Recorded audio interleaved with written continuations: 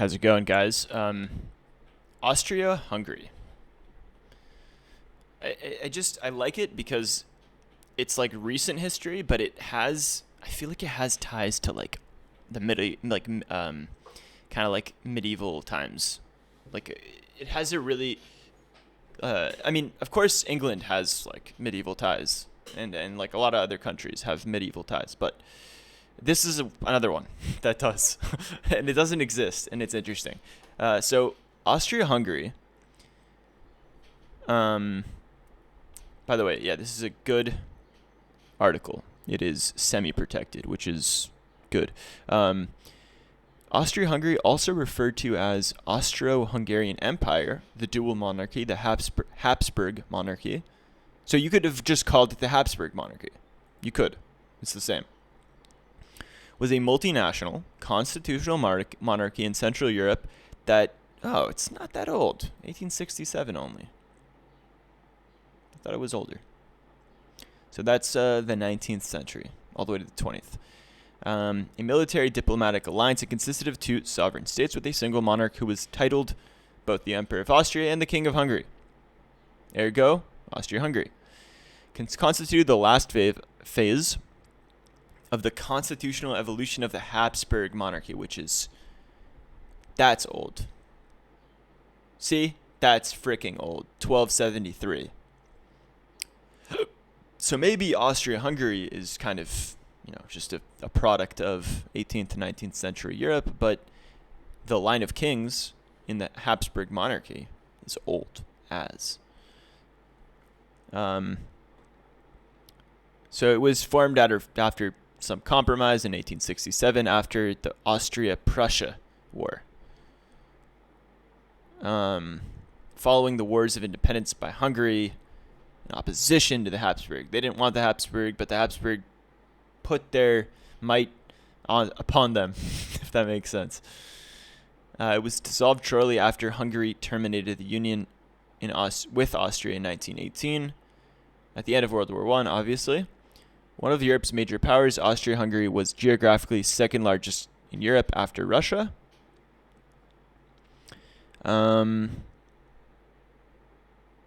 Fourth largest machine building industry. Yeah.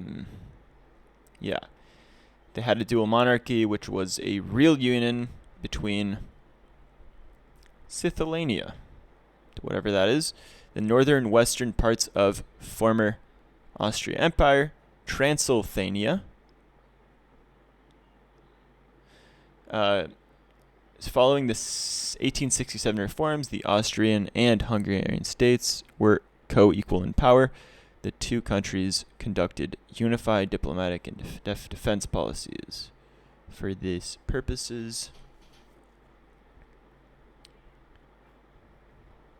a third component of the union was the Kingdom of Croatia-Slavonia, an autonomous region under Hungarian crown.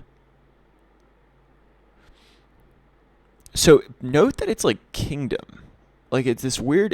I think that still exists in Europe, though. We still have kings in a lot of countries that you wouldn't expect to have kings. I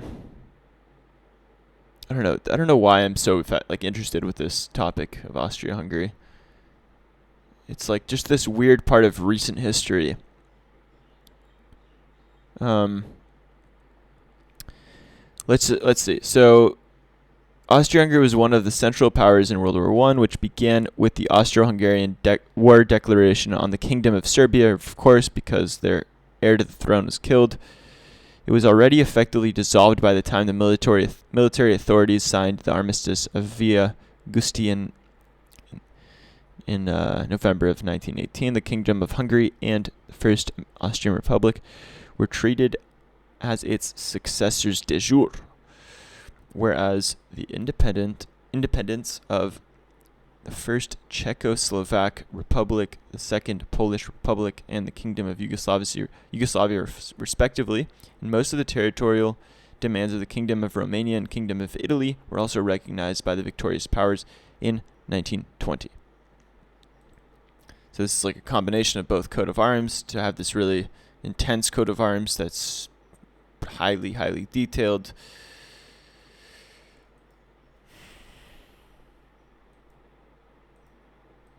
Going through the pics.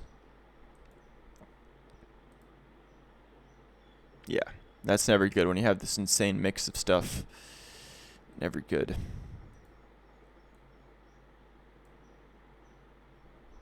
Yeah, Tyrol. I think that's like, it's like a weird part of, it's a part of Italy that looks like this. Like, looks very German. The Lederhosen.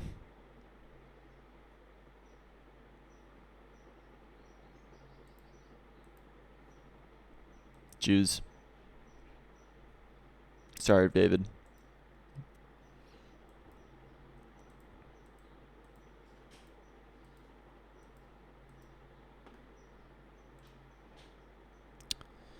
Anyways, that's it for this one.